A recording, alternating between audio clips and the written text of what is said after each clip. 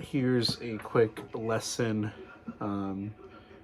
And I play it like this. It's not exactly the way she's playing it, but this is definitely, I think, the chords that Miss Lori is using. So I'm using the 3rd fret capo, and so I'm just going to use conventional names here of our standard open chords. Otherwise, this would be A sharp, and then this would be what, G minor, and then this would be E flat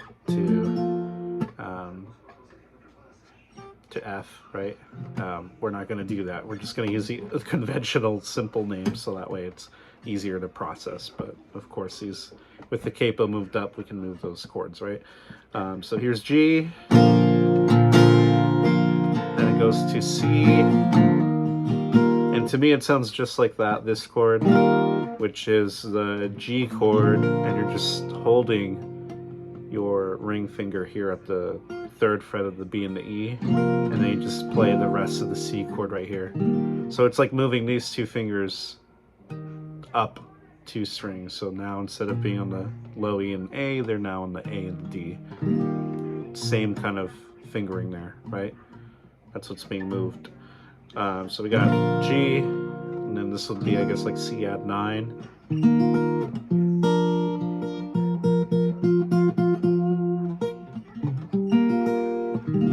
Right? And then we have G again, and then we have D.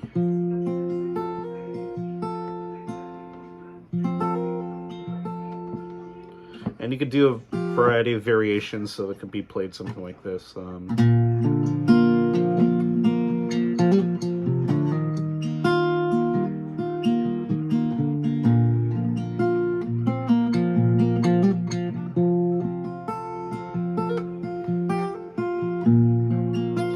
Right, all the different finger picking patterns, and you can just experiment and, kind of feel it out.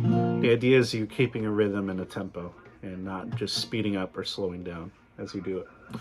The next part is the chorus, and that goes E minor.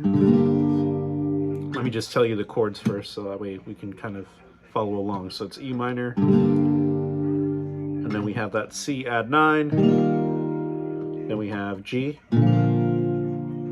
B7, and then E minor,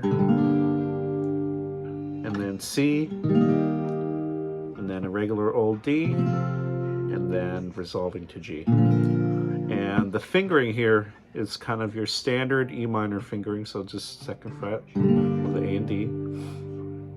And then the C add 9 is the one we saw earlier, so the same kind of chords. The only new chord really, besides the E minor, is this B7.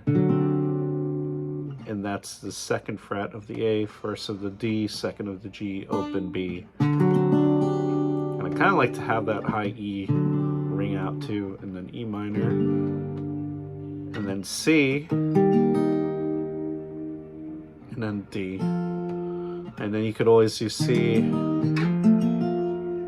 kind of shift that chord up, right? That sounds nice too. So to play that in time, it would sound something like this.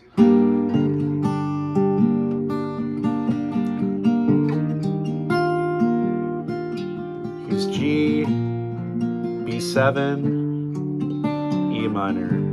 So it's a little quicker. C,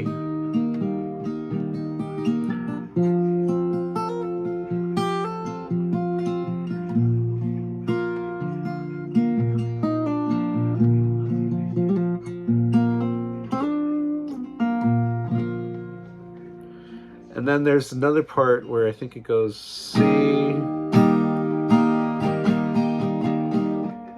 G, C, and then I think D, something like that. So I think it's like the little, not bridge section, but it's just a little alternate section there. But I'm pretty sure it's just using those 3 chords, and it's just kind of shifting them. Besides that, that's basically the whole song, so hopefully that helps you out.